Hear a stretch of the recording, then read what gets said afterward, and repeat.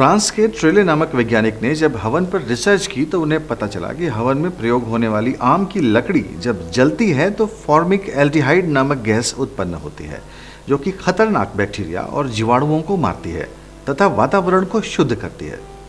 इस रिसर्च के बाद ही वैज्ञानिकों को इस गैस और इसे बनाने के तरीके का पता चला। गुड़ को जलाने पर भी यही गैस उत्पन्न होती है।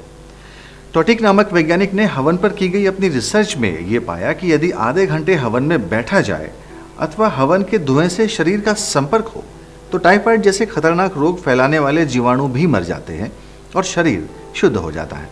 हवन की महत्ता देखते हुए राष्ट्रीय वनस्पति अनुसंधान संस्थान लखनऊ के वैज्ञानिकों ने भी इस पर एक रिसर्च की। क्या वाकई हवन से वातावरण शुद्ध होता है और जीवाणु नाश होता है अथवा नहीं?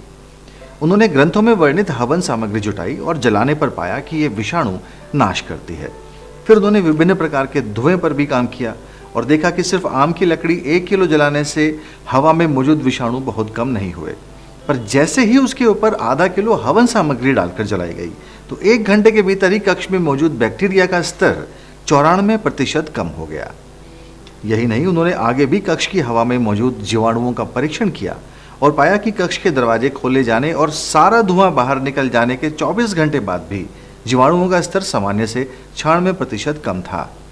बार बार परीक्षण करने पर ज्ञात हुआ कि इस एक बार के धुएं का असर लगभग 1 माह तक रहा और उस कक्ष की वायु में विषाणु स्तर 30 दिन बाद भी सामान्य से बहुत कम था।